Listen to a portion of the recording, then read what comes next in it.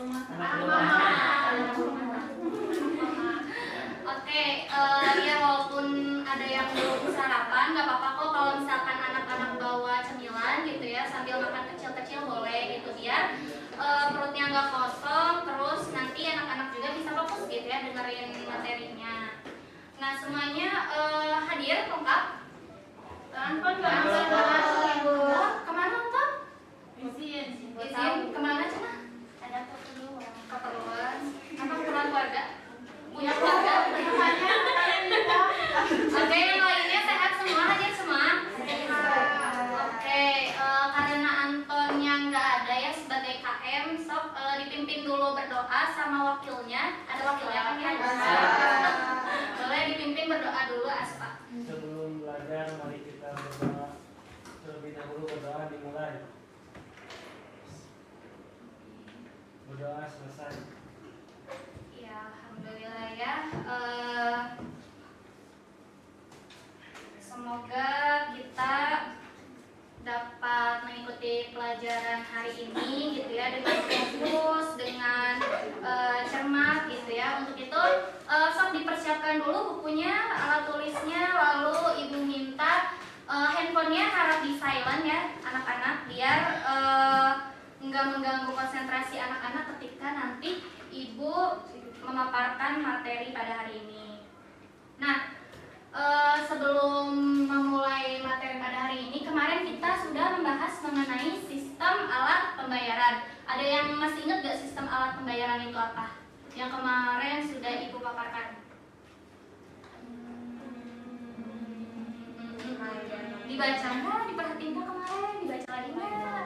Aspa apa Aspa sistem alat pembayaran? Seperangkat aturan mekanisme untuk memindahkan dana dari satu pihak ke pihak lain. Oke, betul ya. Jadi sistem alat pembayaran itu pada intinya adalah suatu sistem atau mekanisme gitu ya pemindahan dana dari satu pihak ke pihak yang lain. Nah, sekarang ibu tuh mau ngebahas tentang ini anak-anak, kelanjutan dari yang kemarin. Nah, bentar ya. Ibu, ya? Mau izin ke toilet? Boleh. Ini apa anak-anak? Wow. Ya? Iya, ini buat disawer ya, buat disawer. Ini adalah uang. Nah, materi kita pada hari ini yaitu membahas dua benda ini. Ini uang apa? Ini? Oke, nah, uang kertas dan uang logam itu merupakan salah satu jenis uang berdasarkan bahan pembuatannya. Nah, sebelum jauh-jauh membahas jenis mata uang, tujuan pembelajaran hari ini gitu ya mengenai uang ini diharapkan gitu ya anak-anak dapat mendeskripsikan mengenai sejarah uang, lalu tadi jenis-jenis uang, fungsi uang dan juga motif seseorang memegang uang gitu. Yang pertama itu ada sejarah dulu gitu ya. Sebelum kita membahas lebih jauh mengenai uang, kita bahas dulu sejarahnya. Karena segala sesuatu itu pasti dimulai oleh adanya sejarah gitu ya. Tidak menyala guys. Oke.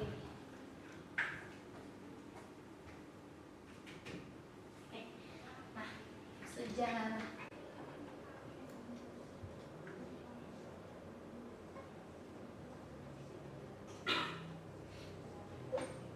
Kelihatan tulisan ibu? Nah, sebelum kita tahu uang tadi gitu ya, ada itu uang 100.000, uang 1000-an koin gitu ya, uang 500-an koin. Ternyata gitu, uang tuh awalnya nggak seperti itu anak-anak.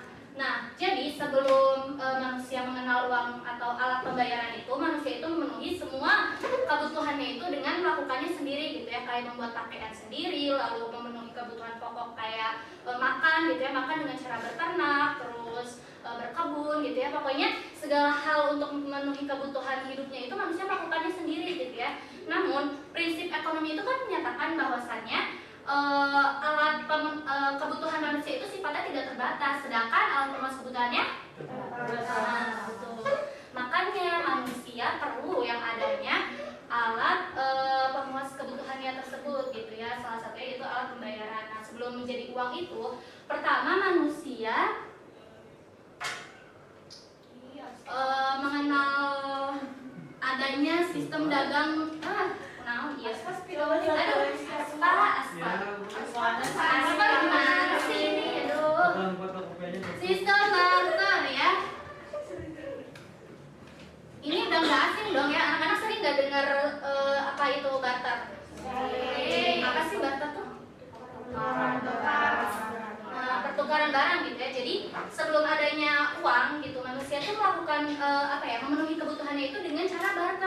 anak-anak. Nah, barter ini tadi betul ya. Jadi barter ini merupakan suatu bentuk transaksi dari barang satu ke barang lain. Misalkan Aspa punya pulpen, Aspa tuh butuhnya buku gitu. Aspa menukarkan pulpen ini dengan buku yang juga ingin ditukarkan oleh orang lain yang menginginkan pulpen Aspa gitu. Nah, prinsip itu dinamakan sebagai double coincidence of one. Wow, keren banget. Keren ya istilahnya coincidence of ones. Nah, apa sih ini tuh? Ini tuh merupakan syarat terjadinya barter. Jadi kesamaan keinginan gitu ya, kesamaan keinginan tadi gitu. Aspa pengen menukarkan pulpen dan Neng ingin menukarkan buku gitu. Aspa tuh menukarkan pulpen pengen bukunya Neng gitu. Sedangkan Neng menukarkan buku pengen pulpennya Aspa. Jadi adanya kesamaan keinginan gitu agar terjadinya si barter ini. Nah, hambatannya ya ini tadi gitu ya, karena harus adanya kesamaan keinginan, barter ini pada akhirnya apa yang menjadi suatu ini gitu ya, challenge itu menjadi suatu hambatan gitu ya pada sistem barter karena untuk apa ya, terciptanya syarat ini itu membutuhkan waktu yang lama begitu anak-anak. Jadi ditinggalkannya lah sistem barter ini gitu karena selain tadi gitu ya harus memenuhi ini juga alat tukarnya tuh masih belum pasti gitu ya, kan kita nggak tahu tuh ya, dulu tuh nggak tahu nilai alat tukar dari pulpen sama buku tuh sama enggak gitu. Jadi belum adanya nilai alat tukar sehingga barter ini ditinggalkan. Kedua ada uang barang gitu. Nah, uang barang ini dijadikan alat transaksi karena pada saat itu udah banyak bermunculan kayak barang-barang berharga, barang-barang pokok gitu ya, lalu barang-barang langka kayak barang-barang magis gitu ya, itu tuh bisa dijadikan sebuah alat tukar gitu ya teman-teman. Nah, lalu ketiga ada juga uang logam. Uang logam muncul karena adanya kelemahan dari uang barang ini. Kenapa uang barang ditinggalkan dan akhirnya masyarakat memilih untuk bertransaksi dengan uang logam? Karena barang juga itu kan sifatnya susah gitu ya, suatu nilainya itu masih belum bisa ditentukan nilai alat tukarnya itu. Dan juga barang ini tuh sifatnya kan, kalau barang tuh gak bisa dipindah-pindah gitu, misalkan meja gitu ya ataupun kursi itu kan susah gitu ya, terus alat pemecah satuannya pun susah gitu, maka digantilah dengan uang logam gitu ya berupa emas dan juga perak. Namun tidak berapa lama kemudian uang logam juga ditinggalkan dan beralihlah ke uang kertas. Uang logam ditinggalkan karena pada saat itu karena terus-terusan tidak ada batasan gitu orang buat bikin emas, bikin logam tuh jadi dibebaskan gitu ya, gak adanya batasan, maka logamnya tuh jadi langka yang akhirnya ditinggalkan, masuklah ke uang kertas. Nah, uang kertasnya juga tuh nggak kayak uang yang sekarang kita tahu gitu ya, uang kayak gini, nggak kayak gini pada awalnya. Uang kertasnya itu berupa akta gitu ya, akta kepemilikan dari emas dan perak yang dititipkan waktu itu di suatu kayak seorang pemuka agama ataupun bank gitu ya di zaman itu, yang si bukti ini atau si kertas-kertas akta ini itu dijadikan sebagai suatu alat tukar. Namun pada masa perang kemerdekaan Amerika Serikat, Benjamin Franklin gitu ya, itu menciptakan uang kertas yang seperti sekarang kita kenal anak-anak. Nah, maka beliau ini dikenal dengan Bapak Uang Kertas gitu, penemu uang kertas, si Empu atau Mbah Benjamin ini gitu ya. Nah, selanjutnya yang terakhir, sekarang kita kan generasi Z ya, tentu nggak asing dengan yang namanya uang elektronik dan juga dompet digital begitu ya, e-money dan e-wallet. Nah, apa sih bedanya uang elektronik dan dompet digital? Ada yang tahu? Beda nggak sih uang elektronik dan dompet digital atau sama gitu? Menurut Silpa? Sama. Kenapa sama? Uang elektronik sama Dompet digital. Sama. Oke, kalau menurut Aspa sama? Sama. Yang lain bagaimana? Sama. Oke, mungkin iya ya. Uang elektronik dan dompet digital ini merupakan kesamaannya itu merupakan jenis pembayaran non tunai gitu ya, dimana ini tuh apa ya, jadi nggak berupa fisik gitu ya. Ada bedanya anak-anak kalau uang elektronik itu berupa chip atau server gitu ya, kayak apa ya, Breezy gitu, itu masuknya ke e-money yang biasa digunakan untuk parkir dan bayar tol gitu. Sedangkan dompet digital itu apa ya, berupa aplikasi gitu ya, jadi nilai suatu uang itu disimpan dalam bentuk aplikasi kayak Dana, GoPay dan sebagainya gitu. Itu perbedaannya. Nah sekarang ibu ingin membagi ke dalam 3 kelompok gitu ya. Satu dibagi aja ya. Ya, 2, 3. Iya, oke. Dibagi aja. Jadi ini ada berapa semuanya tadi? 1, 2, 3, 4, 5, 6, 7, 8, 9, 10, 11 ya. Oke, ada yang 3, ada yang 4 ya. Ini kamu ini udah 3, sisanya masuk ke sana gitu ya. Di situ ibu ada pertanyaan gitu ya.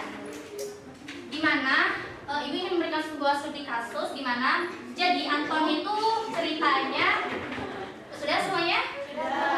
Oke. Nah, dengarkan ya. Jadi Anton itu lagi melakukan sebuah perjalanan internasional gitu ya. Nah, di benua Eropa, dan beliau itu memiliki mata uang yang berbeda-beda gitu. Nah, dia mempertimbangkan berbagai jenis uang yang akan digunakannya. Nah, di situ ada pertanyaan-pertanyaan yang berkenaan dengan soal yang tadi ibu bacakan gitu. Bisa dipahami pertanyaannya? Bisa. Sudah semua ya, jelas pertanyaannya? Sudah. Oke, silakan dijawab, waktunya 10 menit dari sekarang. Terima kasih kiranya. Ya, ini kan jadi seperti itu uang digital resiko dan kalian dijelaskan ya.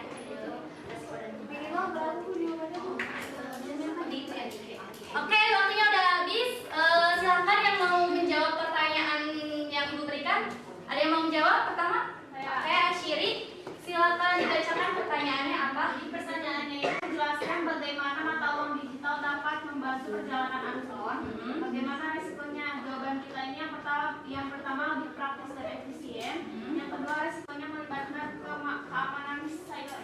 Oke, ya betul sekali ya. Jadi uang digital itu sebenarnya efektif dan efisien, namun resikonya tadi gitu ya, terkait dengan keamanan cyber. Nah, karena semuanya sudah menjawab pertanyaan yang tadi sudah ibu berikan gitu ya, ibu mau mengapresiasi anak-anak gitu ya, karena sudah paham gitu ya dengan materi yang tadi ibu sampaikan begitu. Nah, karena sekarang udah selesai gitu ya, mungkin nanti terkait jenis-jenis dan motif untuk memegang uang ibu jelaskan minggu depan gitu ya. Ada yang mau menyampaikan kesimpulan gitu ya berupa materi yang tadi ibu sampaikan mengenai sejarah uang? Ada yang mau? Kalau nggak ada, mau ibu tunjuk aja. Lala ngobrol aja, sepertinya Lala mengerti nih kesimpulan dari materi yang disampaikan. Apa Lala? Ya Bu, Lala yang satu. Kesimpulan tadi yang ibu jelaskan, apa yang tadi ibu jelaskan? Oke, jadi sejarah uang itu ada berapa Lala? Ada 5. Apa aja? Ada yang pertama barter, Lalu double